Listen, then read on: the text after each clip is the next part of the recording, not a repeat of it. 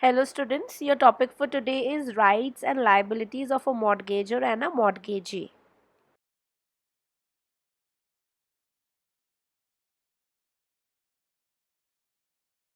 So, the rights of a mortgager.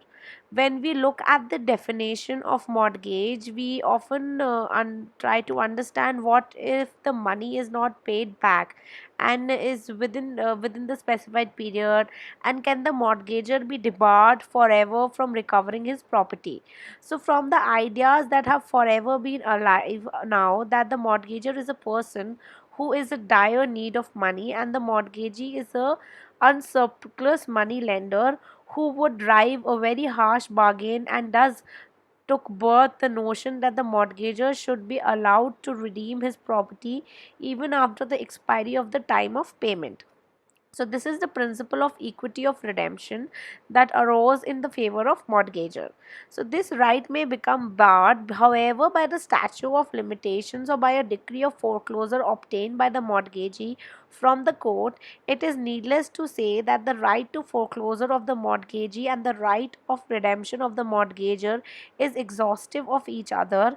Even in case where a suit for foreclosure has been brought, there is indulgence towards the mortgager. In such a suit, two decrees are passed, a preliminary and a final decree, where the former allows the mortgager a further period to pay off the debt and redeem the property.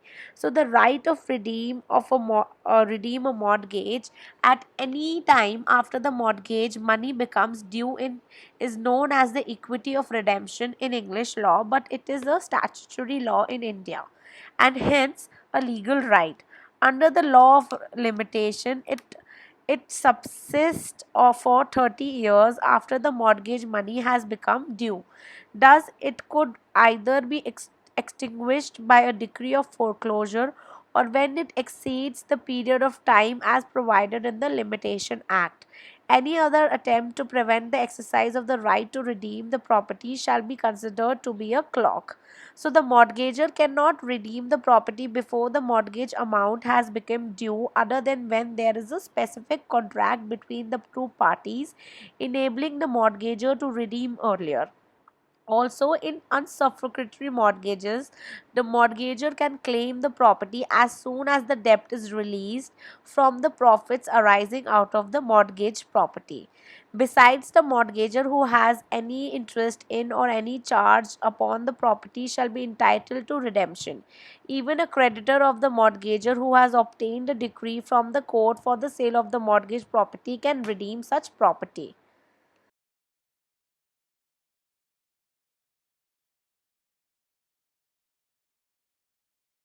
Now, the rights of a mortgagees. So, the mortgagee has two rights, one against the person of the mortgager and the other against the mortgaged property. So, for the formal, the mortgagee may personally sue the mortgager for the money he had undertaken to pay back, otherwise, he shall use the profits of the property as in case of unsuffragatory mortgage, or get the mortgage property sold as in the case of simple mortgage, English mortgage, and mortgage by transfer of title deeds.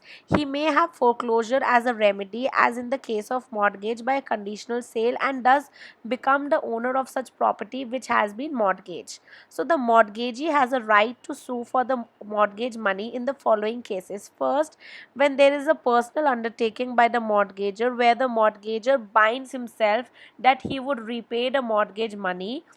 It must be noted that just because a mortgage is a secondary remedy for the recovery of money, it cannot be assumed that the primary remedy of suing on the loan also exists. The period of remedy for sunk personally now for 3 years, where due to any other reason other than a default on part of the mortgager or the mortgagee, the mortgage property is wholly or partially destroyed, or when the property is the rendered insufficient, sections giving the mortgager a reasonable ground to provide further security and he fails to do so.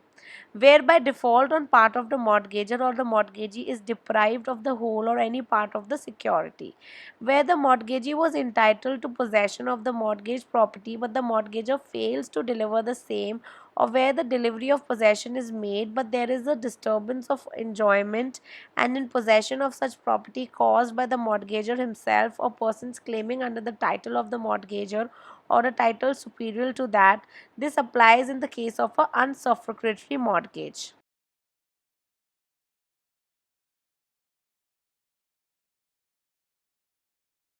So, as regards the right against property, there are two.